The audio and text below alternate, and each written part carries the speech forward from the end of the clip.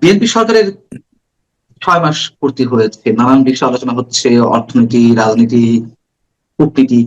আমি আপনার কাছে স্পেশালি কূটনীতি বিষয়টা নিয়ে একটু আলোচনা করতে চাই। যে 6 মাস গেল, নানান দেশের সঙ্গে নানান বিষয়ে কথাবার্তা উঠা বসা হয়েছে। ভারত, মালয়েশিয়া, চীন তো সফরই করেছে।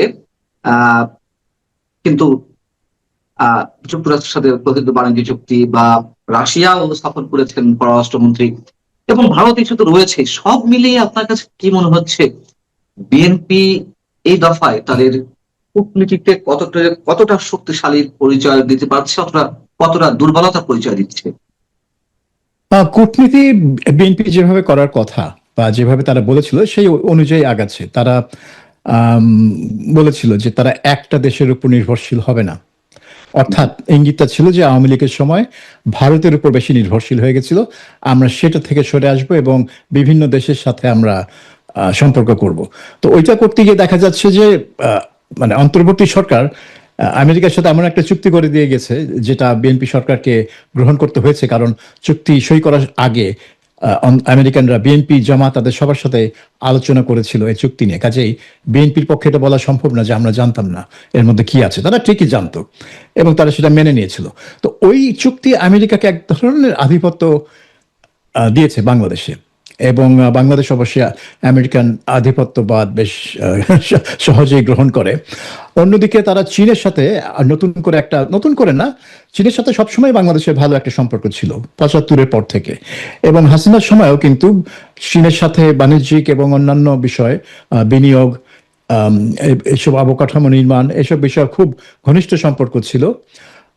ভারতের মানে আপত্তির মুখেও এই সম্পর্কটা শেখ হাসিনা বজায় রেখেছিলেন। এবং আপনি মনে আছে যে শি জিনপিং নিজে বাংলাদেশ সফরকে একটা ঝটিকা সফর দিয়ে গিয়েছিলেন একবার, এবং চীনের অন্যান্য উচ্চ পদস্থ মন্ত্রীরা প্রায় বাংলাদেশ সফর করতেন। কিন্তু এখন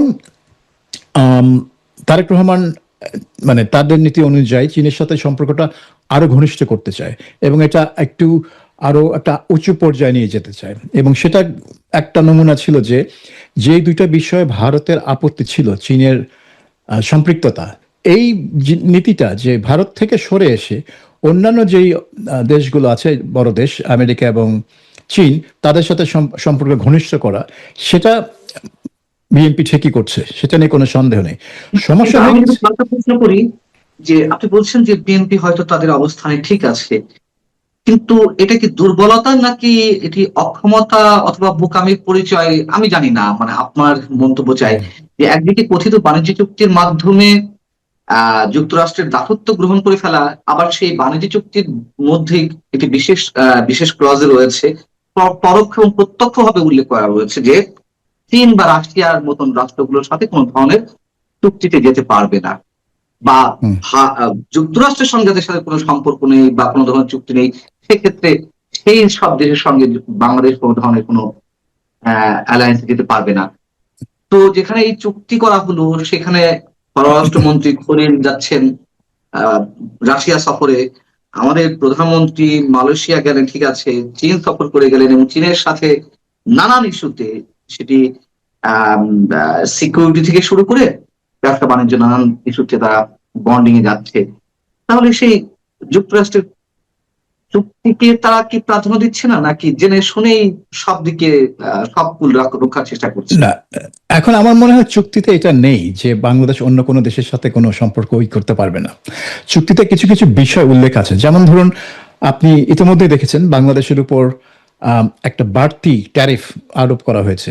এই চুক্তিতে বাংলাদেশের উপর ছিল 19% ট্যারিফ, তার আগে গার্মেন্টসের উপর ছিল বোধহয় 15%, তার মানে 15%, তার উপরে 19%। এখন মানে বাংলাদেশের উপর, বাংলাদেশ ও অন্যান্য অনেক কয়েকটা দেশের উপর 10% বাড়তি ট্যারিফ আরোপ করা হয়েছে, এবং এটার কারণ হচ্ছে তাদের বিরুদ্ধে অভিযোগ যে তারা ফোর্স লেবার, অর্থাৎ জোরপূর্বক শ্রম দিয়ে যে পণ্য বানানো হয় সেই পণ্য আমদানি করে। এখানে ইঙ্গিতটা হচ্ছে চীন, কারণ আমেরিকার মানে নিশানা হচ্ছে চীনের সিনজিয়াং প্রদেশে যেই তুলা উৎপাদন হয়, সেই তুলা উৎপাদন তাদের অভিযোগ অনুযায়ী উৎপাদন করা হচ্ছে যে এক ধরনের দাস শ্রম। আমি যদি আপনাকে একটু ধরিয়ে দিই, কত যে মার্কিন বাণিজ্য চুক্তি তার মধ্যে কিন্তু স্পষ্ট উল্লেখ রয়েছে যে যুক্তরাষ্ট্রের সঙ্গে কোনো বাণিজ্য চুক্তিতে যুক্ত দেশগুলো সাধারণত নন মার্কেট ইকোনমিক হুম। বা নির্দিষ্ট রাষ্ট্র যেমন চীন বা রাশিয়ার সঙ্গে মুক্ত বাণিজ্য বা বিশেষ অর্থনৈতিক চুক্তি করতে পারবে না। তো বাংলাদেশ তো করেনি, বাংলাদেশ তো চীনের সাথে কোনো বাণিজ্য চুক্তি করেনি। এটা তো হচ্ছে আলাদা প্রজেক্ট, যা সই করা হয়েছে এমওইউ, সেগুলো হচ্ছে বিভিন্ন প্রজেক্ট নিয়ে। অস্ত্র অস্ত্র আমদানি বা আরো এই ধরনের যে বিষয়গুলো রয়েছে সেই সেই জায়গা থেকে আপনি খেয়াল করবেন যে শেখ হাসিনার পতনের 2 বছর পর, 2 বছর সামাজিক মাধ্যমে এবং গণমাধ্যমে নানান গল্প উঠেছে, নানান কথা লেখা হয়েছে যে বাংলাদেশ চীন থেকে অত্যাধুনিক ফাইটার জেট আমদানি করবে, কিনবে, J-10 ফাইটার বিমানগুলো কিনবে। কিন্তু তারেক রহমানের এই সফরের যে কমিউনিকে হলো, সেখানে কিন্তু অস্ত্র কেনা নিয়ে কিছু ছিল না। অস্ত্র কেনা নিয়ে কোনো আলোচনা হয়েছে তেমন কোনো ইঙ্গিতও পাওয়া যায়নি। তাহলে কি হলো এখানে? কেন তারেক রহমান ওখানে গিয়ে অস্ত্র অস্ত্র রাশিয়ার কেনার কোনো তেল রাশিয়ার রাশিয়ার তেল তেল তো রাশিয়ার তেলও তো কিনতে পারছে না। রাশিয়ার তেল কেনার জন্য তো আমেরিকার ছাড়পত্র প্রয়োজন। সেই ছাড়পত্র আমি ছাড়া সেটাই তো বলছি আমি সেটাই তো বলছি মার্কিন বাণিজ্য এমনিতেই তো রাশিয়া নিষেধাজ্ঞা দিয়ে রেখেছে। হুম। আবার মার্কিন চুক্তির ক্লজেও তো ইনডিরেক্টলি এই ধরনের কথা উল্লেখ রয়েছে। হ্যাঁ, কিন্তু রাশিয়ার তেলের যে উপর যে নিষেধাজ্ঞা, এটা শুধু বাংলাদেশের জন্য না, এবং এটা এই চুক্তির কারণে না, এটা তো একটা আন্তর্জাতিক নিষেধাজ্ঞা আমেরিকা দিয়ে বসে আছে যে কেউ যদি রাশিয়া থেকে তেল কিনে তাহলে তাদের উপর বাড়তি ট্যারিফ আরোপ করা হবে বা তাদের উপর নিষেধাজ্ঞা দেওয়া হবে। কাজেই হ্যাঁ, মানে একটা দেশে, মানে বাংলাদেশ কেন, যে কোনো একটা দেশের সার্বভৌমত্ব ব্যাপারটা খুব সীমিত হয়ে আছে এই মানে বর্তমান বিশ্বে। সার্বভৌমত্ব বলতে কিছুই নাই বলতে আপনি বলতে পারেন।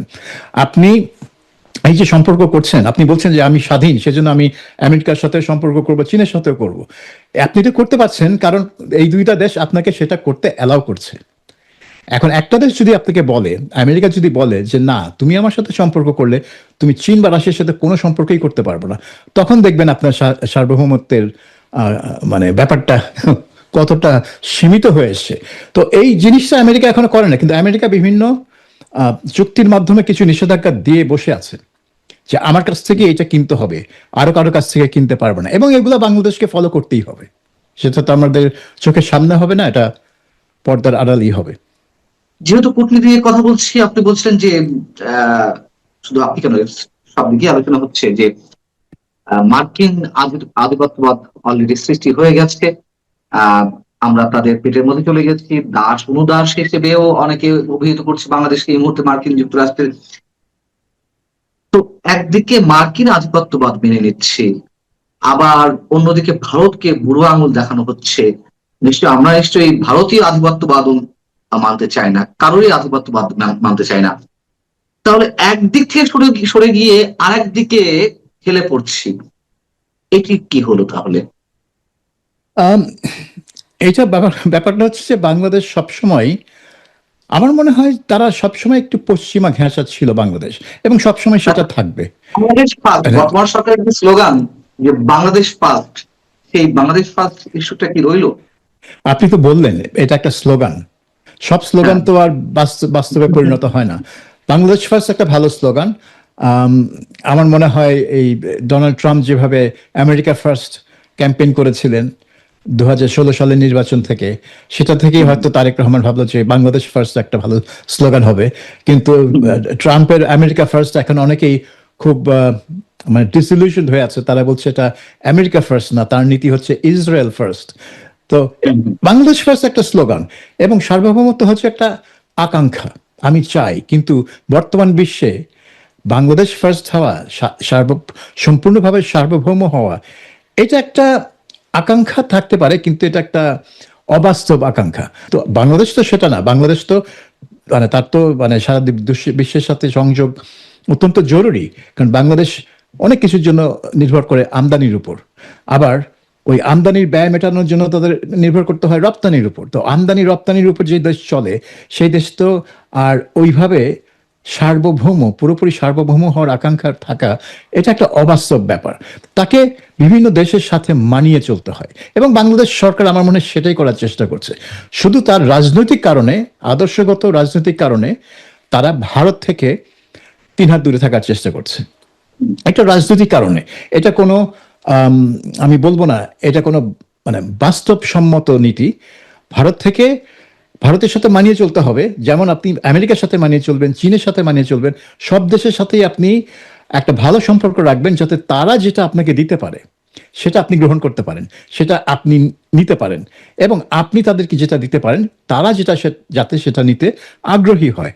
এইভাবেই যে আপনি আপনার কূটনীতি পরিচালনা করবেন। কিন্তু ভারতের সাথে এই নীতি কাজ করে না, কারণ বাংলাদেশের অভ্যন্তরীণ রাজনীতি হচ্ছে এখন যে বাংলাদেশ সরকার যেন কোনোভাবেই ভারতের সাথে আবার সেই ভালো সম্পর্কে ফিরে না যায়। কেউ বলছে না যে হাসিনার সম্পর্কে যেই ঘনিষ্ঠতা ছিল সেখানে ফিরে যেতে হবে, কিন্তু একটা ভালো সম্পর্কে তো ফিরে যেতেই হবে। কিন্তু সেটা এই একটা গোষ্ঠী বাংলাদেশে, যেটা হয়তো বিএনপির ভেতরে আছে একটা গোষ্ঠী, বাইরে তো আমরা দেখছি জামাতে ইসলামী এবং এনসিপি খুবই জোরে সোরে ভারত বিরোধিতা করে। সো এই ভারত বিরোধিতা যখন রাজনীতির মূল কেন্দ্রে থাকে, তখন সরকারের পক্ষে ভারতের সাথে সম্পর্ক উন্নয়ন করা খুব ডিফিকাল্ট হয়ে যায়। তখন তারা নানান অজুহাত খুঁজে কি করে আমি ভারতের সাথে তার কথাবার্তা বলা বন্ধ করে দিতে পারি। তো এই দিক থেকে মানে বাংলাদেশ যেটা ভারতের সাথে করছে সেটাকে আমি কূটনীতি বলবো না, এটা হচ্ছে একটা কুরাজনীতি। এটা কূটনীতি না, এটা আবার কুরাজনীতি। আবার তারা যা বলছে, সরকার যা বলছে বা সরকারের আশপাশে যে বা বর্তমানে যে বিরোধী দল জামাত কিংবা এনসিপি, তারাও যে বলছে ভারতের চোখে চোখ রেখে, তারা তো বলছে সবার চোখে চোখ রেখে কথা বলতে চায়, কিন্তু আমরা দেখছি যে অন্য সবার সঙ্গে চোখ নামিয়েই কথা বলছে, ভারতের চোখে চোখ রেখে কথা বলছে। যদি তাই হয়ে থাকে, এটি কি আসলেই চোখের চোখ রেখে কথা বলা, নাকি আপনি যেটা বলছিলেন স্রেফ রাজনীতির জন্য আহ ভারতের সঙ্গে এক ধরনের বৈরী সম্পর্ক জিয়ে রাখা? না, চোখে চোখ রেখে কথা বলা হবে যখন আপনি কূটনীতি করছেন এবং কূটনৈতিক আলোচনায় আপনার বিভিন্ন স্বার্থ নিয়ে যখন আলোচনা করবেন। আপনি বাণিজ্য বলুন, আপনি সীমান্তে হত্যা বলুন, আপনি পানি বন্টন বলুন, আপনি ট্রানজিট বলুন, আপনি আঞ্চলিক যোগাযোগ বলুন, যা এসব ইস্যুতে বাংলাদেশ এবং ভারত দুই দেশ যুক্ত, সেসব ইস্যুতে যখন আপনি আলোচনা করবেন তখন আপনি চোখে চোখ রেখে কথা বলবেন, কারণ আপনি আপনার স্বার্থটা আদায় করে ছাড়বেন। কিন্তু এখন যেটা হচ্ছে, এখন কোনো আলোচনাই হচ্ছে না, তাহলে কে কার চোখে চোখ রাখছে? কেউ কিছু, মানে আমরা মানে মোবাইল ফোনে চোখ রেখে আমরা ইয়ে করছি আর কি, স্টেটমেন্ট দিচ্ছি। এটা চোখ রেখে কথা না, এটা বরঞ্চ আমি মুখ ঘুরিয়ে ফেলেছি। আপনি মুখ ঘুরিয়ে ফেলে তো আর চোখে চোখ রাখতে পারছেন না, আপনি তার সাথে কথাই বলতে চান না, কারণ হয়তো আপনি আই ডোন্ট নো কি কারণে, হয়তো আপনি চান না যে ওই দেশের সাথে সম্পর্ক ভালো হোক, অথবা আপনি আপনার সে আত্মবিশ্বাস নেই যে আপনি যখন আলোচনার টেবিলে বসবেন ওর চোখে চোখ রেখে কথা বলবেন, তখন আপনি আপনার স্বার্থ ওই আলোচনায় ঠিক রাখতে পারবেন কিনা। আপনার হয়তো সে আত্মবিশ্বাস নেই, সেজন্য আপনি এটা করছেন না, আপনি চোখে চোখ রাখছেন না। বাংলাদেশের কেউই ভারতের চোখের চোখ রেখে কথা বলছে না, কারণ কোনো কথাই হচ্ছে না। চোখে চোখ রেখে কথা বলি আর না বলি, শেখ হাসিনা ইস্যুতে কি আমরা আমাদের সব স্বার্থ জলাঞ্জলি দিব? আমাদের গঙ্গার পানি বন্টন চুক্তি নবায়ন হওয়ার কথা ডিসেম্বরে শেষ হচ্ছে, যেটি এক্সিস্টিং অবস্থা আছে। তিস্তার পানির হিস্যার বিষয় রয়েছে, আরো 52টি অভিন্ন নদীর পানির হিস্যার বিষয় রয়েছে, সীমান্ত হত্যা বন্ধ করার বিষয়ে আমাদের যে জোরালো ভূমিকা রয়েছে সেটি রয়েছে, পুশিনের বিষয় রয়েছে, বাণিজ্যের বিষয় রয়েছে, তেল আমদানি কিংবা বিদ্যুৎ, নানান বিষয়ে তো আমাদের বোঝাপড়ার বিষয় রয়েছে। তো যেই 3টি শর্ত দেয়া হলো আমাদের প্রধানমন্ত্রীর সফরের ক্ষেত্রে ভারতে, মানে এইগুলো দিয়ে কি আমরা কোন উপসংহারে পৌঁছাবো যে এক শেখ হাসিনা ইস্যুতে আমাদের সব জাতীয় স্বার্থ জলাঞ্জলি দেওয়া হবে? আপনি যদি পররাষ্ট্র মন্ত্রণালয়ের স্টেটমেন্টটা দেখেন, তো দেখে তো সেটাই মনে হয় যে শেখ হাসিনার প্রত্যার্পণের বিষয়টা হচ্ছে নাম্বার ওয়ান ইস্যু ভারত বাংলাদেশের মধ্যে, আর কোনো ইস্যু গুরুত্বপূর্ণ না। আপনার ডিসেম্বরে গঙ্গা পানি চুক্তি এক্সপায়ার করে যাবে, সেটা গুরুত্বপূর্ণ না। পানি আসবে কি আসবে না, বা বাংলাদেশের ওই অঞ্চলের মানুষ পানি পাবে কি পাবে না, সেটা কোনো ব্যাপার না। ব্যাপারটা হচ্ছে শেখ হাসিনাকে প্রত্যার্পণ করতে হবে, তাকে ফিরিয়ে এনে কাঠগড়ায় দাঁড় করানো, সেটা কিন্তু বিষয় না। বিষয়টা হচ্ছে ওই একটা শব্দ, প্রত্যার্পণ। শেখ হাসিনা বলেছে তিনি প্রত্যাবর্তন করবেন ডিসেম্বরে। সরকার মাঝে মধ্যে বলেছে যে তিনি আসলে তাকে গ্রেফতার করে জেলে পাঠানো হবে। ফাইন, তিনি তো সে মানে সবাই জানে যে তিনি ঢাকা এয়ারপোর্টে ল্যান্ড করা মাত্রই তাকে গ্রেফতার করা হবে। তিনি কোনো সম্বর্ধনায় যাবেন না, কোনো নেতাকর্মী এসে তাকে অভ্যর্থনা জানাবে না, পুলিশ তাকে অভ্যর্থনা জানাবে, পুলিশ তাকে গ্রেফতার করে ভ্যানে তুলে কারাগারে নিয়ে যাবে, এটা সবাই জানে। তাহলে এটা প্রত্যাবর্তন না প্রত্যর্পণ, তাতে এই শব্দগুলোর মধ্যে নিয়ে আপনি এত পড়ে আছেন কেন? তার মানে আপনার আপনার মধ্যে কোনো আম, আমি কি বলবো, মানে ব্যাড ইন্টেনশন আছে, এটা আপনি চান না শেখ হাসিনা আসলেই ফিরে এসে কাঠগড়ায় দাঁড়াক। আপনি যদি সেটা চেতেন, তাহলে প্রত্যর্পণের যে দীর্ঘ প্রক্রিয়া, এটা তো একদিনে হয় না। প্রত্যর্পণ একটা দীর্ঘ আইনগত প্রক্রিয়া। সেই প্রক্রিয়ার মধ্যে ঢুকবেন কেন আপনি? শেখ হাসিনা যদি 4 মাসের মধ্যেই ফেরে, তাহলে আপনি কেন একটা প্রক্রিয়ার মধ্যে ঢুকবেন যেটা হয়তো শেষ করতে 2 বছর লেগে যেতে পারে, এবং 2 বছর পরে হয়তো ভারত সরকার বলবে যে না, আমরা ঠিক করেছি যে কোনো আমাদের অতিথি তিনি, তাকে আমরা ওই মৃত্যুদণ্ডের মুখে ঠেলে দেব না। তো 2 বছর পরে যদি ভারত সরকার সেই সিদ্ধান্ত নেয়, আপনি কি করবেন? তাহলে আপনি আসলে চান না, আপনি কি আসলেই চান না যে শেখ হাসিনা ফিরে এসে কাঠগড়ায় দাঁড়াক?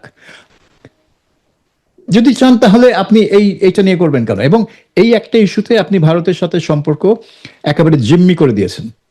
ভারত এটার সাথে জিম্মি করেনি। ভারত বলছে যে এই ইস্যু রেখেই আমাদের নানান বিষয়ে সম্পর্ক করা দরকার, এবং এটা ঠিকই। বাংলাদেশেরও সেটা বলা উচিত যে হ্যাঁ, শেখ হাসিনাকে আপনারা আশ্রয় দিয়েছেন, আমরা সেটা ভালো ভালো চোখে দেখছি না, কিন্তু আমাদের আরো অনেক স্বার্থ আছে যেটা আমাদের জনগণের জন্য, দেশের জন্য খুবই গুরুত্বপূর্ণ। সেগুলাকে আমরা শেখ হাসিনার জন্য জিম্মি করে রাখতে পারি না। সো আমরা ওইগুলা আহ, সমাধান করার জন্য এগোতে পারি, কারণ এটাই তো হচ্ছে কূটনীতি। আপনি তো একটা ইস্যু নিয়ে আটকে যাবেন না।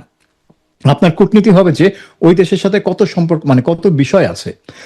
এমনকি আমেরিকানরা, মানে ট্রাম্প অ্যাডমিনিস্ট্রেশনও যেটা প্রায় মানে বলে থাকে যে রাশিয়ার সাথে আমাদের একটা বৈরিতা আছে, শত্রুতাও বলতে পারেন, কিন্তু রাশিয়ার সাথে অনেক ইস্যু আছে যেখানে আমাদের সহযোগিতা প্রয়োজন। কাজে ওইসব এলাকায় আমরা সহযোগিতা করবই। তো আমেরিকা যদি রাশিয়ার সাথে আলোচনা করতে পারে, আমেরিকা যদি চীনের সাথে, যেই চীনকে তারা তাদের জাতীয় নিরাপত্তা বিশ্লেষণে একটা হুমকি হিসেবে চিহ্নিত করে, সেই চীনের সাথে যদি তারা সম্পর্ক করতে পারে, প্রেসিডেন্ট ট্রাম্প চীন সফর করে আসলেন, শি জিনপিংয়ের সাথে বৈঠক করতে পারেন, তাহলে ভারত বাংলাদেশ সম্পর্ক একটা শেখ হাসিনা ইস্যুতে কেন আটকে থাকবে? আনলেস আপনি, অর্থাৎ ঢাকায় যিনি যারা নীতি নির্ধারক, তারা মনে করছেন যে এই একটা অজুহাত আমরা পেয়েছি যাতে ভারতের সাথে সম্পর্ক উন্নয়ন করতে হয় না হয়। হ্যাঁ, আমার আর ভারতে যাওয়া দরকার নেই, কারণ এই একটা ইস্যু পেয়ে গেছি। আমি বলবো যে এইটাকে প্রত্যাপন না করলে আমি যাব না। কিন্তু আপনি জানেন যে তিনি ডিসেম্বরে ফিরতে চান, আপনি সেদিকে যাচ্ছেন না। আপনার তাহলে উদ্দেশ্যটা কি? সো মানে এটাকে আমি একেবারেই কূটনীতি বলতে রাজি না, ভারতের সাথে যেটা হচ্ছে। আপনি যুক্তরাষ্ট্রের উদাহরণ দিলেন, যুক্তরাষ্ট্র চীনের, তার চেয়ে আমাদের কাছাকাছি আরো যে উদাহরণটি, ভারত চীন তো চিরবৈরী সম্পর্ক বলা যেতে পারে। হুম। তারা তো ব্রিক্সও গঠন করেছে। যুক্তরাষ্ট্রের সাথে অন্য যেই উন্নত রাষ্ট্রগুলো যে জোট, অর্থনৈতিক জোট, তাদের বিকল্প জোট হচ্ছে ব্রিক্স কে মনে করা হচ্ছে। সেই ব্রিক্সে তো ভারত এবং চীন রয়েছে। হুম। তাহলে তারা যদি এইসব ইস্যুতে এগিয়ে যায়, চিরবৈরী সম্পর্কের ক্ষেত্রেও, আমরা এক ইস্যুতেই আটকে আছি। যাই হোক, আমার প্রশ্ন হচ্ছে যে আহ এই যে কূটনীতির পরিচয় দিচ্ছি আমরা ভারতের ক্ষেত্রে, আপনি যেটা বলছেন যে এটি একেবারেই অগ্রহণযোগ্য, এর রিয়াকশনটা কি হতে পারে? রিয়াকশন কোথায়, ঢাকায় না মানে বাংলাদেশে না ভারতে? ভারত বাংলাদেশের ক্ষেত্রে, মানে অথবা ভারত কি ধরনের রিয়াকশন শো করতে পারে, সেটি সুদূর ভবিষ্যতে হোক, অদূর ভবিষ্যতে হোক, সময় নিয়ে হোক, অথবা তাৎক্ষণিক হোক? এখন ব্যাপারটা হচ্ছে যে ভারত বাংলাদেশের সাথে আবার সুসম্পর্ক করার জন্য আগ্রহী, এবং ভারত তাদের আগ্রহ দেখাচ্ছে সেই আপনার ফেব্রুয়ারি মাস থেকে, ইলেকশনের পর থেকেই তাদের সেই আগ্রহটা কিন্তু একেবারে পরিষ্কার। তারা এই ফেব্রুয়ারি মাসেই তারেক রহমানকে আমন্ত্রণ জানালো দ্বিপাক্ষিক সফরের জন্য, যেটা বাংলাদেশ সরকার গ্রহণ করেনি। কিন্তু তারপরে কিন্তু ভারত ওই গোস্বা করে ঠিক আছে তাহলে আমি আর কথা বলবো না, সেটা করেনি। ভারত চেষ্টা করে গেছে, তারা একটা রাজনীতিককে হাইকমিশনার করে পাঠিয়েছে ঢাকায়, কারণ রাজনীতিক অন্যভাবে কথা বলতে পারেন, অন্যভাবে তার মানে বক্তব্য তুলে ধরতে পারেন, এবং প্রধানমন্ত্রী নরেন্দ্র মোদীর সাথে তার যে যোগাযোগ আছে, কোনো কূটনীতিকে সেই ধরনের যোগাযোগ থাকবে না। যেরকম তিনি তারেক রহমানের সাথে বৈঠকের পরপরই দিল্লিতে গিয়ে নরেন্দ্র মোদীর সাথে দেখা করেছেন, কোনো কূটনীতিকের কিন্তু সেই অ্যাক্সেসটা থাকবে না। সেজন্য তো দীনেশ ত্রিবেদীকে ঢাকায় পাঠানো হয়েছে। এটা ছিল ভারতের একটা আগ্রহ, আরেকটা লক্ষণ যে তারা বাংলাদেশের সাথে সম্পর্কটা উন্নয়ন করতে চায়। এবং পরে আমরা দেখলাম যে আবার এই মানে তাকে ব্রিক্সে আমন্ত্রণ জানানো হলো, সেখানে বাংলাদেশ গোস্বা করে বললো যে ও, এটা তারেক রহমানকে বিমস্টেকের চেয়ারম্যান হিসেবে আমন্ত্রণ জানানো হয়েছে, বাংলাদেশের প্রধানমন্ত্রী হিসেবে না। তো এই গোস্বার কাটানোর জন্য ভারত আবার তারেক রহমানকে দ্বিপাক্ষিক সফরের জন্য প্রধানমন্ত্রী হিসেবে আমন্ত্রণ জানালেন। কাজে ভারতের দিক থেকে বারবার একটা উদ্যোগ নেওয়া হচ্ছে, কিন্তু বাংলাদেশ পড়ে আছে সেই একটা ইস্যু নিয়ে, শেখ হাসিনা।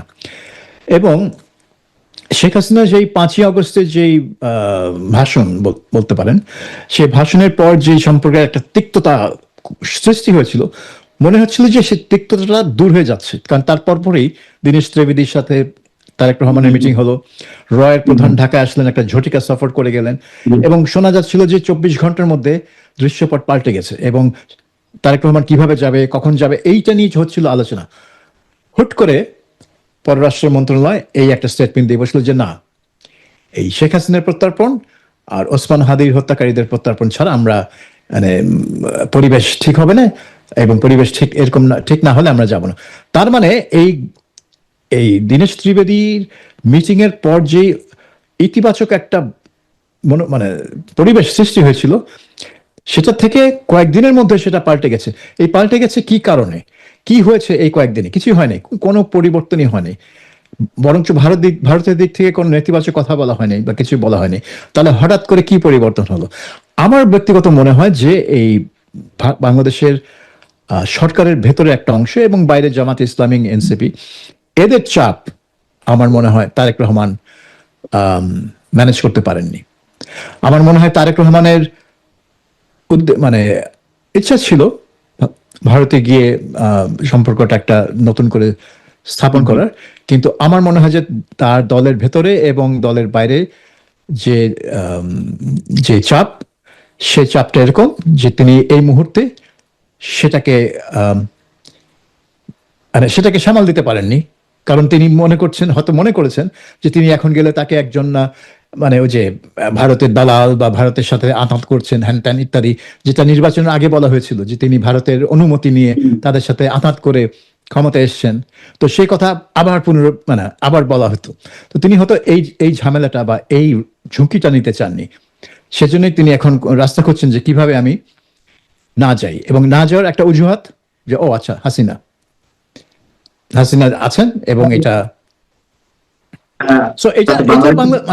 আমি বলবো যে বাংলাদেশের জন্য এটা একটা প্রবলেম হবে, কারণ বাংলাদেশের জন্য ভারতের সাথে সম্পর্ক খুবই গুরুত্বপূর্ণ। ভারতের জন্য যে প্রবলেমটা হচ্ছে, ভারত জানে যে বাংলাদেশ সাথে যদি তারা সম্পর্ক পুনঃস্থাপন না করতে পারে, একটা ভালো সম্পর্ক, তাহলে সেখানে পাকিস্তান এবং চীনের প্রভাবের রাস্তাটা আরো প্রশস্ত হয়ে যাবে। এবং পাকিস্তানের প্রভাবটা, চীনের প্রভাবটা যেরকম অনেকটা মানে বাংলাদেশের জন্য ইতিবাচক হবে, কারণ এটা অর্থনৈতিক ব্যাপার, কিন্তু পাকিস্তানের প্রভাবটা তো অর্থনৈতিক হবে না, পাকিস্তানের দেওয়ার কিছু নাই বাংলাদেশকে। কিন্তু পাকিস্তানের প্রভাবটা হবে নেতিবাচক, কারণ তাদের পুরোটা হবে ভারতকে কিভাবে কোণঠাসা করা যায় এই দিক থেকে।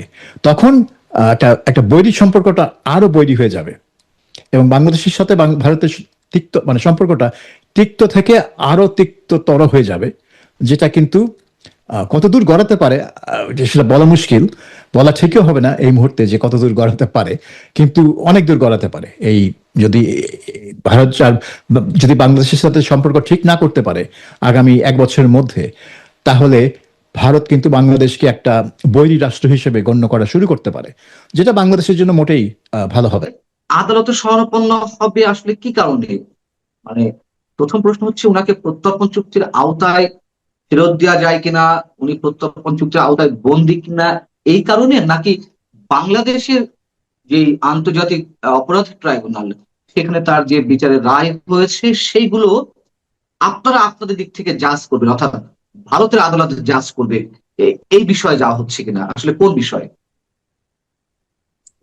ধন্যবাদ। প্রথমে যেটা বলি, যেটা আপনার ভারত সরকারের পক্ষ থেকে একটা কথাই বলা হয়েছে যে ভারতের বিচার ব্যবস্থা এবং আইনি দিক খতিয়ে দেখা হবে প্রত্যর্পণের বিষয়টা, কিন্তু আদালতে শরণাপন্ন হওয়ার বিষয়টা ভারতের একটি সংবাদপত্র তারা এক্সট্রাডিশনের পদ্ধতিটা কি এটা বিশ্লেষণমূলক একটা প্রতিবেদন প্রকাশ করে ইন্ডিয়ান এক্সপ্রেসে, এবং সেই প্রতিবেদনে এটা বলা হয়ে থাকে। এবার বিষয়টা হচ্ছে এই কারণেই যে 1962 সালে ভারতের একটা প্রত্যর্পণ চুক্তি আছে, যেটা ভারতীয় চুক্তি, এবং আইন আছে আর যে আইনটার ভিত্তিতে ভারত বিভিন্ন দেশের সঙ্গে প্রত্যর্পণ চুক্তি স্বাক্ষর করেন।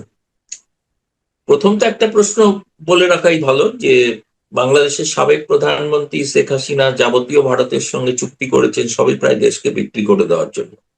শুধু এই 2013টাকে বাংলাদেশে বিএনপি সরকার ভরসা করছে। এইটা শেখ হাসিনা একটা ভালো চুক্তি করেছিলেন যেটাতে দেশ বিক্রি হয়, যেটা দারুণ। বারবার কথা বললেই বলছেন 2013 সালের প্রত্যর্পণ চুক্তি অনুসারে আমরা শেখ হাসিনাকে ফেরত চাইছি। একটা চুক্তি অন্তত শেখ হাসিনা বৈধতা পেল, এর জন্য ধন্যবাদ বাংলাদেশ সরকারকে যে এইটা দেশ বিক্রি করে। দ্বিতীয়ত, তারা বারবার বলছেন যে পলাতক আসাম, দণ্ডপ্রাপ্ত আসাম। শেখ হাসিনা যখন ভারতে আসেন তখন তিনি সাবেক প্রধানমন্ত্রী, সাবেক প্রধানমন্ত্রী নয় প্রধানমন্ত্রী, কারণ তিনি প্রধানমন্ত্রী পদ থেকে ইস্তফা দিয়েও আসেন। সেই চুক্তি অনুসারে বলা, আইন অনুসারে, চুক্তি নয়, 1962 সালের আইন অনুসারে বলা আছে ভারত সরকার একজন ম্যাজিস্ট্রেটের কাছে পত্র জমা দেবেন যে এই বিচার সঠিকভাবে হয়েছিল, আর কোনো মানে যেভাবে পদ্ধতিগতভাবে বিচার এবং সাজা শাস্তি দেওয়া হয়েছিল সেটা সঠিক কিভাবে দেওয়া হয়েছিল এবং তার সাক্ষ্য প্রমাণ সহ। এই প্রশ্নটার উত্তরটা পাওয়া জরুরি যে আইসিটি ট্রাইব্যুনালের রায়ের যাবতীয় প্রতিবেদন এবং সাক্ষ্য প্রমাণ তার সমস্ত তারা ভারতকে দিয়েছেন কিনা। যদি দেন তাহলে তখন ভারত এটা ম্যাজিস্ট্রেটের কাছে পেশ করবে। আপনি কি জানেন কোন কাগজপত্র, সাক্ষ্য প্রমাণ দেওয়া হয়নি, ট্রাইব্যুনালের কাগজপত্র দেওয়া হয়নি? আমরা তো আমি নিজেও প্রশ্ন করেছিলাম পররাষ্ট্র মন্ত্রণালয়, তো তারা মানে সরাসরি জবাব দেননি, কিন্তু বোঝা গিয়েছিল যে বাংলাদেশ সরকার এমন কোনো বাংলাদেশের স্বরাষ্ট্রমন্ত্রী বলেছেন হাদির হত্যাকারীদের বিষয়ে যাবতীয় কাগজপত্র দেওয়া হয়েছে, কিন্তু শেখ হাসিনার বিষয়ে যাবতীয় কাগজপত্র দেওয়া হয়েছে কিনা এবারে স্পষ্টভাবে তারা বলেননি, যেহেতু স্পষ্টভাবে কোনো সাংবাদিক প্রশ্নও করেন। এই সরাসরি প্রশ্নের একটা সরাসরি উত্তর আগে পাওয়া দরকার যে হ্যাঁ তারা দিয়েছেন। ভারত সরকার বলছেন তারা জানেন। আমি বাংলাদেশ হাই কমিশনও খোঁজ করেছি, তারাও সেরকম কি, তারা নোট ভার্বেলে তাদের কাছে যা আসবে তারা ডাকঘরের মতো তারা পৌঁছে দেবেন ভারত সরকারের কাছে, কিন্তু এখন পর্যন্ত খালি নোট ভার্বালেই পৌঁছে দিয়েছেন, আর তো কিছু পৌঁছেছেন বলে কিছু জানা নেই। এবং এমন একটা রায়, যে রায় ওয়েবসাইটে পর্যন্ত সরকার দেয় না, মানে কেউ বাংলাদেশে কজন পড়েছেন, কিছু কিছু আইনজীবীরা জোগাড় করে পেয়েছেন, পড়েছেন, এটা হচ্ছে কিছু, তাও আবার কোনো পিডিএফ কপি নয়, শুনলাম সেটা নাকি স্ক্যান্ড কপি, তার অনেকাংশই উদ্ধার করা যায় না। এবং তো আর জঘন্য রকম ইংরেজি ভুল আছে শুনেছি, যারা আইনজীবী পেয়েছেন তারা কেউ কেউ বলেছেন ভীষণ ইংরেজি ভুল আছে, ফলে ইংরেজি ওই ভুল থাকলে আবার ম্যাজিস্ট্রেট রেগে মেগে ফেলে দিতে পারেন ডাস্টবিনে। এখন তিনি তো মানে বুঝবেন না যা ইংরেজিতে লেখা হয়েছে। ফলে আমার কাছে বিষয়টা আপনি যেটা বললেন তার এক কথায় উত্তর হচ্ছে এই ব্যাপারে বাংলাদেশ সরকারকে স্পষ্ট করে বলতে হবে যে তারা আইসিটি ট্রাইব্যুনালের রায় ভারত সরকারের কাছে পৌঁছেছেন কিনা এবং তার সাক্ষ্য প্রমাণ জমা দিয়েছেন কিনা। আমি তো শুনেছি সাক্ষ্য ওইটা প্রমাণ ঠিক তো আছে, আপনি যেটা বলছেন সেই ঠিক আছে, কিন্তু আমার জানতে চাওয়ার বিষয় হচ্ছে যে তাহলে ভারতের আদালতে কোন বিষয়টি নিষ্পত্তির জন্য আদালতের শরণাপন্ন হওয়ার কথাবার্তা হচ্ছে বা তারা মনে করছে শেখ হাসিনার যে বিচারের রায় সেটি বাংলাদেশের ট্রাইব্যুনালে ঠিক আছে, এই বিষয়টি আবার পুনর্বিবেচনা ভারতের আদালত করবে, নাকি প্রত্যর্পণ চুক্তির আওতায় তিনি পড়েন কিনা এইটি বিবেচনা করবেন, কোনটি আসলে? দুটোই। ভারত কেন এটি ফিল করছে, মানে এতদিন পরে সে যে আদালতের শরণাপন্ন হতে হবে বা আদালতের মতামত নিতে হবে? না, এটা বাংলাদেশের পররাষ্ট্র মন্ত্রণালয়, আমাদের দেশের পররাষ্ট্র মন্ত্রণালয় খুব কূটনৈতিক পরিভাষার মাধ্যমে প্রতিক্রিয়া দেয়, আপনাদের পররাষ্ট্র মন্ত্রণালয়ের মতো নয়। সে পররাষ্ট্রের মধ্যে অত্যন্ত কাঁচা, কারণ তারা সব শব্দ ব্যবহার করেন যেগুলো পররাষ্ট্র মন্ত্রণালয়ের ডিপ্লোমেসির ভাষা নয়। মাফিয়া, গণহত্যাকারী, এসব পররাষ্ট্র মন্ত্রণালয়ের ভাষা নয়। যাই হোক, আমাদের এখানে বরাবর প্রথম দিন থেকে একটাই কথা বলা হয়েছে যে আমরা একটা নোট ভার্বালে পেয়েছি, আমরা ভারতের আইন এবং বিচার বিভাগের পরামর্শ নিয়ে এ ব্যাপারে সিদ্ধান্ত নেব যে আসলে এক্সট্রাডিশন বিষয়টা কি। এবং বিষয়টা তো সম্পর্কে অনেকেরই ধারণা নেই। আমি বলছি না যে কেবলমাত্র বাংলাদেশের, আমি বলছি ভারতেরও হয়তো অনেকের ধারণা ছিল না এক্সট্রাডিশন মানে তুই চাইলেন তাকে ফেরত দিতে হলো, এরকম একটা ধারণা। ভারতের বহু আর্থিক অপরাধী যাদের ভারত চাইছে যুক্তরাজ্য থেকে ফেরত, আপনারা নাম জানেন সকলেরই, ললিত মোদী, নীরব মোদী, বিজয় মালিয়া, তারা সব লন্ডনের আদালতে তাদের বিচার চলছে। ভারত তাদের যাবতীয় কাগজপত্র সেখানে পাঠিয়েছে এবং সেখানে বিচার চলছে। সেই বিচার প্রক্রিয়া শেষে তারা তখন সিদ্ধান্ত নেবে, হ্যাঁ এরা প্রকৃত অপরাধী, সুতরাং এদেরকে ভারতে ফেরত পাঠানো হোক। যুক্তরাজ্যের থেকেও তো ফেরত না। এর আগে একবারই একজন কুখ্যাত অপরাধীকে ভারত পর্তুগাল থেকে আনতে পেরেছিল, প্রত্যর্পণ চুক্তি অনুসারে। দীর্ঘ সময় 2 বছর প্রায় লেগেছিল, মানে আইন আদালতের পর। কিন্তু ভারতকে লিখিত প্রতিশ্রুতি দিতে হয়েছিল যে আমরা তার ফাঁসি দেবো, তবেই পর্তুগাল তাকে প্রত্যর্পণ করেছিল।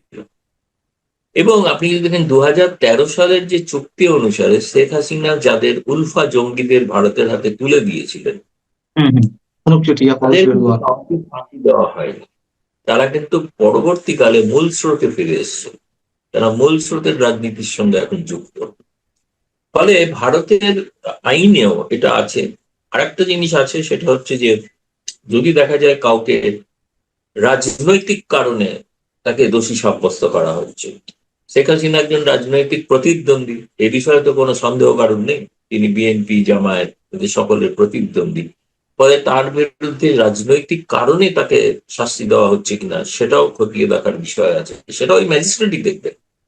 ফলে সেটা এক কথায় খারিজ হয়ে যাবে যদি রাজনৈতিক কারণে হয়। আর দ্বিতীয়ত এটা হচ্ছে 6 মাস পর ঘটেছে না, তিনি যেদিন এসেছিলেন সেদিন যদি সঙ্গে সঙ্গে বাংলাদেশ সরকার বুঝি তাকে রাতারাতি শাস্তি দিয়ে, কারণ তাকে তো অনেক কিছু ব্যবস্থা করতে হয়েছে না, যে আইসিটি ট্রাইব্যুনালের পরিধি বাড়াতে হয়েছে, অর্ডিন্যান্স করতে হয়েছে, যা জ্যাপন করতে হয়েছে, ইত্যাদি করতে করতে তাদের 6 মাসের বেশি সময় লেগে গেছে।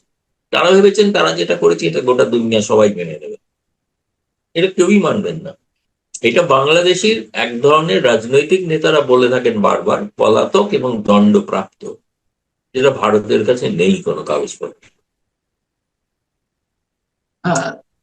তার মানে এখন বিষয়টি আদালতের এখতিয়ার হয়ে যাচ্ছে পুরোপুরি, কূটনৈতিক জায়গা থেকেও আদালত এখন বেশি প্রাধান্য পেতে যাচ্ছে। যদি পাঠান, যদি আইসিটি ট্রাইব্যুনালের রায় সাক্ষ্য প্রমাণ সমেত, এভিডেন্স শব্দটা লেখা আছে আইনে। এখন আমার প্রশ্ন হচ্ছে যে আদালতে শরণাপন্ন হবে কে? ভারত সরকার নাকি শেখ হাসিনা নিজে? ভারত সরকার। না, শেখ হাসিনা তো নয়। যদি ভারত সরকারকে যাবতীয় আইন মোতাবেক যাবতীয় কাগজপত্র তারা যদি পাঠান, তখন ভারত সরকারকে যেতে বাধ্য। বুঝতে পারছি, ক্লিয়ার। এখন এই সংক্রান্ত একটু অন্য বিষয়ে যায়। আমাদের প্রধানমন্ত্রী তারেক রহমানের যে সফরের বিষয়টি, আপনি কি জানেন? মানে বিহাইন্ড দ্য স্ক্রিন তো অনেক কিছু হয়, আমরা যে সারফেসটুকু দেখি রাজনীতি বা কূটনীতির ভিতরে ভিতরে, তার বাইরে অনেক কিছু হয়ে থাকে। আমাদের পররাষ্ট্র মন্ত্রণালয় থেকে যে শর্ত জুড়ে দেওয়া হলো, শেখ হাসিনাকে ফেরত দেওয়া সহ 3টি শর্ত জুড়ে দেওয়া হয়েছে, সেই জায়গা থেকে ভেতরে কিছু ঘটছে। আমাদের প্রধানমন্ত্রী ভারতে যাবেন কি যাবেন না, স্পষ্ট কোনো বার্তা কি আছে কিনা দুই দেশের অভ্যন্তরীণ পর্যায়ে, মানে ভেতরে কিছু অন্য কিছু ঘটছে কিনা? যতদূর জানি এ বিষয়, সেটা হচ্ছে প্রধানমন্ত্রী তারেক রহমানের ভারত সফরের প্রস্তুতি নেওয়া চলছিল। মানে এটাও আমি জানি যে বাংলাদেশের পররাষ্ট্র মন্ত্রণালয়ের যে বিভিন্ন বিভাগের অফিসার, তাদেরকে বলা হয়েছিল সফরের যাবতীয় প্রস্তুতি নিতে। এমনকি আমার কাছে একটা ইন্টারনাল নোটও এসেছিল, আমি পেয়েছিলাম। তাতে বিভিন্ন উইংস এর কাছে তাদের কি ভিউ, দ্বিপাক্ষিক সম্পর্কের বিষয় মতামত চাওয়া হয়েছিল। অর্থাৎ একটা প্রস্তুতি তাদের বলা হয়েছিল, তোমরা সফর হবে কি হবে না পরে ঠিক হবে, কিন্তু প্রস্তুতিটা নিয়ে রাখো। এবং যে প্রস্তুতির কারণে বাংলাদেশ হাই কমিশন দিল্লিতে, আমি জানি 2টি 5 তারা হোটেল, তাজ হোটেল এবং মৌর্য শেরাটন, এই 2টি জায়গায় সম্ভাব্য 20 জন প্রতিনিধি দল সহ প্রায় 100 ব্যক্তির জন্য রুম খোঁজা হচ্ছিল। মানে বাল্ক বুকিং যাকে বলা হয়, সেটা আমাদের থেকে আমরা খোঁজ নিয়ে জানতে পেরেছি তারা এরকম একটা প্রভিশনাল বুকিং, অনেক হোটেলেই প্রভিশনাল বুকিং করা যায়, পরে হয়তো ড্যামারেজ দিতে হতে পারে, এটা অন্য বিষয়। কিন্তু প্রভিশনাল বুকিং এটা এক্স্যাক্টলি কোন হোটেলটা শেষ পর্যন্ত স্থির হয়েছিল এটা আমি বলতে পারছি না। আমি 2টো হোটেলেরই নাম শুনেছিলাম এবং সেক্ষেত্রে আমাদের মানে এজেন্সির মাধ্যমেই জেনেছিলাম, বলতে কোনো দ্বিধা নেই। তো তাদের গাড়ি কি হবে, গাড়ি যারা দেন বাংলাদেশ মিশনে কতগুলো গাড়ি লাগবে, বুলেট প্রুফ গাড়ি পাওয়া যাবে কিনা ইত্যাদি ইত্যাদি ব্যবস্থাপনা ছিল, সমস্ত তৈরি হচ্ছিল আর কি। এখন আমার যেটা মনে হয়েছে আর যেটা আমারও মানে ভারত সরকারের পররাষ্ট্র সূত্র থেকে আপনি যদি দেখেন গত শুক্রবারের ব্রিফিং এর যে উত্তর, পররাষ্ট্র মন্ত্রণালয় যে ভাষায়, যে কঠোর ভাষায় 3টি শর্ত দিয়েছেন, কার্যত 3টি শর্তই খারিজ করেছে পররাষ্ট্র মন্ত্রণালয়। কি? প্রথমত হচ্ছে যে অনুকূল পরিবেশ তৈরি হতে হবে। অনুকূল পরিবেশ বলতে তারা বলছেন শেখ হাসিনা যে প্রেস কনফারেন্স করেছিলেন তাতে এটা ভিসিয়েট হয়েছে, শব্দ ইংরেজিতে ব্যবহার করেছিলেন ভিসিয়েট। এই প্রথম বাংলাদেশের পররাষ্ট্র মধ্যে বাংলা এবং ইংরেজিতে তারা বিবৃতি পাঠ করে, লিখিত বিবৃতি, কোনো প্রশ্ন নেননি, এবং সেই লিখিত বিবৃতি ইংরেজি শব্দ ব্যবহার করেছিলেন, ভিসিয়েট হয়েছে। ভারত সরকার আলো বলেছেন যে ওই প্রেস কনফারেন্সের ব্যাপারে আমাদের কিছু করণীয় নেই, আমরা কিছু করিনি, আমরা কিছু জানিও বলে অস্বীকার করেছি। শেখ হাসিনা প্রত্যর্পণের বিষয়ে, হাদির প্রত্যর্পণের বিষয়ে, দুটি বিষয়ে আমরা আইন এবং বিচার বিভাগীয় নিয়ম অনুসারে পর্যালোচনা করা হচ্ছে। এখন এইটুকু বলি থেমে গেছে, পূর্বেরই যে বক্তব্য তাই বলেছেন। এক কথায় বাংলাদেশের যে শর্ত, সে শর্তকে খারিজ করেছে। এখন বাংলাদেশকে সিদ্ধান্ত নিতে হবে যে তারা এই শর্ত যে আরোপ করেছেন সেটা প্রত্যাহার করে নেবেন ভারতে আসার জন্য, নাকি ওটাতেই থাকবে। যদি ওটাতেই থাকেন তাহলে এই পরিস্থিতি পরিবর্তন হচ্ছে না। এবং কালকে যদি দেখেন দীনেশ ত্রিবেদীর যে ভাষণ রাত্রেবেলায় ভারতীয় বণিক সভার প্রতিনিধি দলের সম্বর্ধনা সভায়, যেখানে প্রতিমন্ত্রী শামা ওবায়দও ছিলেন উপস্থিত, তিনি অবশ্য বলেননি, কিন্তু দীনেশ ত্রিবেদী বলেছেন দুই দেশের মধ্যে বহু ইস্যু থাকবে এবং অতীতকে, আমি বলছি না খারিজ করতে হবে, কিন্তু অতীতকে আঁকড়ে ধরে থাকলে কিন্তু এগোনো যাবে। তিনি এগোনোর কথা বলেছেন, এগোনোর কথা বলেছেন এবং বিশ্বাস করেছেন, বলেছেন যে তার বিশ্বাস আছে যে এই ব্যাপারে প্রধানমন্ত্রী এবং প্রধানমন্ত্রী নরেন্দ্র মোদী মিলিত হলে বহু সমস্যার সমাধান হবে। কিন্তু তার আগে তো বাংলাদেশকে সিদ্ধান্ত নিতে হবে যে তারা ওই শর্ত থেকে, তারা বলছেন আচ্ছা ঠিক আছে শর্তগুলো থাকলো, শর্তগুলো সহ আমরা ভেতরে গিয়ে পরে দেখা করলে তখন আবার বলবো, এই শর্ত আমাদের থাকলো মজুদ, তাহলেও গিয়ে একই শর্তের কথা বলবো, একই শর্তে ঢুকতে হবে। উত্তর তো আগে থেকেই জানা আছে। এবার আমি যেটা বলি মানে আভ্যন্তরীণ বিষয়, যেটা আপনাদের পররাষ্ট্র মন্ত্রণালয় বলেছিল যে আমরা কয়েক সপ্তাহ ধরে দু দেশের মধ্যে একটা আলাপ আলোচনা চলছিল। আলাপ আলোচনা চলছিল কিন্তু অন্য কোনো বিষয় না, আলাপ আলোচনা চলছিল একটি বিষয়, সেটা হচ্ছে হাসিনা প্রত্যর্পণের বিষয় দুই দেশের মধ্যে আলাপ আলোচনা। তারা চেয়েছিলেন একটা যৌথ বিবৃতিতে ভারত যদি নাও দেয়, খালি যদি এটা লিখে দেয় যে আমরা এই প্রসেসটা ত্বরান্বিত করছি, এরকম আর কি ধরনের একটা বয়ান, সেটা ভারত সরকার বলছেন সম্ভব না। আমি যখন জানি না কিছু, আপনি কাগজই পাঠাননি, কি ত্বরান্বিত করবো? আপনি একটা কাগজ দিলে তো আমি ত্বরান্বিত করবো। ফলে এটা দেখা গেছে এটা নিয়ে কোনো সমঝোতা হয়নি এই লাইনে। একমাত্র ইস্যু যে কারণে সফর পাঞ্চাল আমি বলবো, সেটা হচ্ছে শেখ হাসিনা প্রত্যর্পণের বিষয়টাকে কিভাবে জয়েন্ট স্টেটমেন্টে উল্লেখ করা হবে। এটা কিন্তু বলেননি যে আচ্ছা গঙ্গার পানি চুক্তির কি হবে, তিস্তার কি হবে, সীমান্ত হত্যার কি হবে, এসব বিষয় না। বিষয় একটি, এই সফরটা ছিল হাসিনা কেন্দ্রিক। এটাই দুর্ভাগ্যের বিষয় যে শেখ হাসিনা অপ্রাসঙ্গিক বলে হুমায়ুন কবির প্রকাশ্যে বলেছেন সার্জে গৌড়ের ব্রিফিং এর পর, মিটিং এর পর, শেখ হাসিনা আওয়ামী লীগ ইররেলিভেন্ট, ইংরেজিতে বলেছেন ইররেলিভেন্ট। যেটা ইররেলিভেন্ট সেটা নিয়ে মাথা ঘামাচ্ছেন সকাল থেকে রাত। এটা একটা মানে কি বলা যাবে, এটাকে তো মানে আমি ভাষা পাচ্ছি না আর কি ব্যাখ্যা করার, কি শব্দ ব্যবহার করব। মানে উভয় সংকটে। দ্বিতীয়ত আমাদের এটাও খবর আর কি আছে, ভারত বাংলাদেশের পররাষ্ট্র মন্ত্রণালয়ের মধ্যে এবং মন্ত্রিসভার মধ্যে এ নিয়ে প্রবল মতবিরোধ আছে। মতবিরোধ বলতেই তাদের নির্দিষ্ট কিছু ব্যক্তি আছেন, তারা চান যে কারণে ধরুন বাণিজ্যিক দলটা সফর করছে এত কিছুর পরেও, এবং সেই বাণিজ্যিক দলের সম্পর্কে বাংলাদেশ সরকার কিন্তু সিদ্ধান্ত নিয়েছেন কিছু, দুটি টাস্ক ফোর্স তৈরি হবে, সেই টাস্ক ফোর্স বিবেচনা করে দেবে কোন কোন বিষয়ে আমদানি রপ্তানি বা লগ্নি হতে পারে। সুতরাং এই বিষয়টা তো স্বাভাবিক আছে, তাই না? এই কারণে সেই সব বিষয়ে যেসব মন্ত্রী দায়িত্বপ্রাপ্ত তারা কিন্তু মরিয়া সফরটা করা হচ্ছে না। আর যারা একদল উগ্রপন্থী, যারা মনে করছেন, আমি তো উগ্রপন্থী বলছি, এই কারণে উগ্রপন্থী বলছি, তারা জামায়াত এবং এনসিপির চাপের কাছে নথি স্বীকার করছেন যে আমাদের কি তাহলে সেই কনস্টিটিউয়েন্সি থেকে বা বিএনপি কি সরে যাবে, বিএনপি কি ওই কনস্টিটিউয়েন্সিতে আর থাকবে না, আবার শেখ হাসিনা বিজেপি। এটা হচ্ছে পরিস্থিতি এখন। সেটা দিয়ে আমি মনে করি, যদিও শেখ হাসিনা এটা একটা প্রবল রাজনৈতিক চাপ তৈরি করছেন তারেক রহমান সরকারের মধ্যে, তিনি চাইছেন যাতে তারেক রহমান সরকার আলোচনার টেবিলে আসতে বাধ্য হয়, সেই কারণে ফিরে যাওয়ার কথাটা বল। আম, বলুন পান্না ভাই। এই যে শর্ত দেওয়া বা এক ধরনের অনিশ্চয়তা তৈরি হওয়া আমাদের প্রধানমন্ত্রী সফরের বিষয়টি, আহ ভারত সরকার এটি কিভাবে নিচ্ছে, মানে আপনি বা তাদের মেন্টালিটি দেখুন, এখনো কিভাবে নিচ্ছে তো আপনি দেখেছেন, আপনার তো অনেক ক্ষেত্রে ভারতে অনেক আলোচনা চলছে যে ভারত সরকার এত নমনীয় মনোভাব কেন নিচ্ছে। তাদেরকে প্রায় কার্যত অপমান করা হচ্ছে অনেক সময়, তাই না? যে ভাষা ব্যবহার করা হচ্ছে সেই ভাষাতে তো অ্যাকচুয়ালি ওটা অপমান নয়, তার সত্ত্বেও অপমানটা গায়ে মাখছে না ভারত। ভারত মনে করছে যেহেতু নিকটতম প্রতিবেশী, সেখানে সাম্প্রতিক ভারতের ইন্টারনাল মেসেজ, যে মেসেজ প্রধান গিয়ে বলে এসছে যে প্রায় জঙ্গিদের একটা চাষ চলছে ওখানে, সেই ঘটনার তাতে ভারতের নিরাপত্তার জন্য সেটা বৃদ্ধি, সেটা তাকে যখন চিফ যখন যান তখন জানবেন ভয়ঙ্কর কোনো তথ্য নিয়ে যান। তিনি সেই বঙ্গবন্ধুর সময় গিয়েছিলেন ভয়ঙ্কর তথ্য নিয়ে, পরবর্তীকালে শেখ হাসিনার সময় গিয়েছিলেন, তৃতীয়ত এই প্রথম তারেক রহমানের কাছে গেলেন।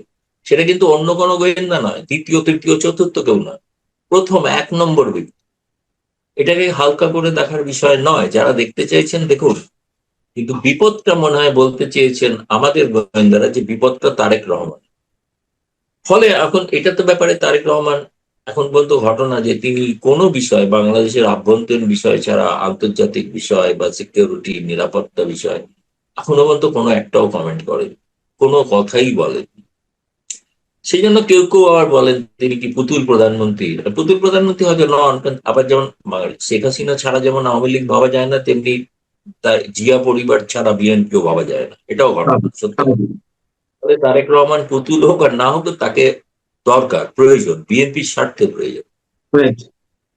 কিন্তু বাংলাদেশ সেটার জন্য হ্যাঁ না স্বীকার করেন কারণ দেখুন, এটা তো আমরা জানি যে 2001 থেকে 2006 ভারতের সঙ্গে তার জিয়া, মানে খালেদা জিয়া যখন ক্ষমতায় ছিলেন, সেই অভিজ্ঞতা খুব সুখকর তো নয়, তাই না?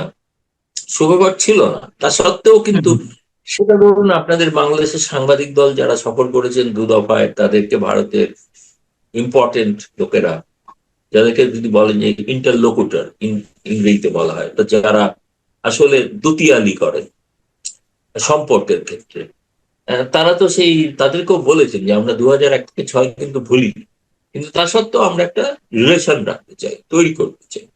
এবং দীনেশ ত্রিবেদীর গতকালের ভাষণ, যে প্রধানমন্ত্রী নরেন্দ্র মোদী তাকে বলেছেন যেটা বলতে তারেক রহমানকে, যে তিনি এমন সম্বর্ধনা দেবেন সে যেন তারেক রহমান ভুলতে পারবেন।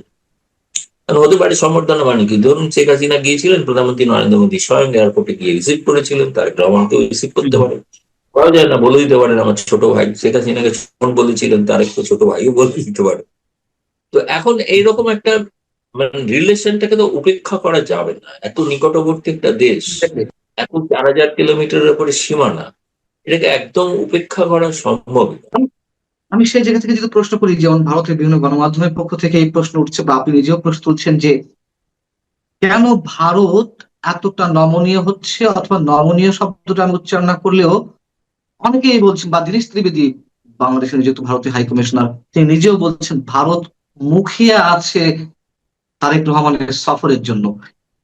ভারত কেন এত বেশি মুখিয়ে আছে, ভারত কেন এতটা অপেক্ষায় আছে, ভেতরের বিষয়টি আসলে কি? ভেতরের বিষয় কিছু নয়, বাংলাদেশে তো একটা কনস্টিটিউয়েন্সি আছে অ্যান্টি ভারত। হুম, তারেক রহমান আসলে ভারতের বন্ধু, সেটা ভারত তার গায়ে লেভেলটা সেটে দিতে চায়। হুম, তারপর বাংলাদেশে যারা আছেন তারা ঠিক করলেন তারেক রহমান ভারতের বন্ধু, সব বেঁচে দিলেন ভারতকে কিনা, নাকি কি করলেন। ভারতের বন্ধু হিসেবে তাকে তার গায়ে একটা লেভেল সেটে দেওয়া, সোজা কথাটা হচ্ছে একটা, এটা হচ্ছে কূটনৈতিক চাল। আপনি একটা থিওরির কথা জানেন কিনা আমি জানি না, আন্তর্জাতিকভাবে স্বীকৃত, যে কাউকে মানে যেমন কুকুরকে মারার জন্য তাকে বদনাম দিতে হয়, তাই না? বলে না, before killing a dog give a bad. কিন্তু অনেকটা আছে আবার প্রশংসা করে কাউকে শেষ করে দেওয়া যায়। আমি ক্রমাগত দায়িত্বে বলবো যে তারেক আমাদের বন্ধু এবং ভীষণ বন্ধু, তার জন্য আমরা মুখিয়ে আছি। তার জন্য প্রধানমন্ত্রী যে রেড কার্পেট থেকে লাল কার্পেট, আচ্ছা কোন বিদেশি অতিথির জন্য ভারত রেল কার্পেট দেয়নি? তা আপনি একজনের নাম বলুন। লাল কার্পেট দেওয়া হয়নি এমন কোন বিদেশি অতিথি আছে? নেই তো, না? প্রধানমন্ত্রী তো অনেকের জন্য এয়ারপোর্টে গিয়ে রিসিভ করেছেন, সৌদি আরবে রিসিভ করেছেন, গলা জড়িয়ে ধরেন, দেখলে তারেককেও জড়িয়ে ধরতে পারেন, বলা যায় না। এখানে তো একটা বলা হয় আমাদের এখানে হাগিং ডিপ্লোমেসি, মানে গলা জড়িয়ে দেওয়ার কূটনীতি, মানে একেবারে বন্ধুত্ব। আপনি তাকেই জড়িয়ে ধরতে পারেন যে আপনার নিকটতম বন্ধু, ঘনিষ্ঠতম। এটা এক।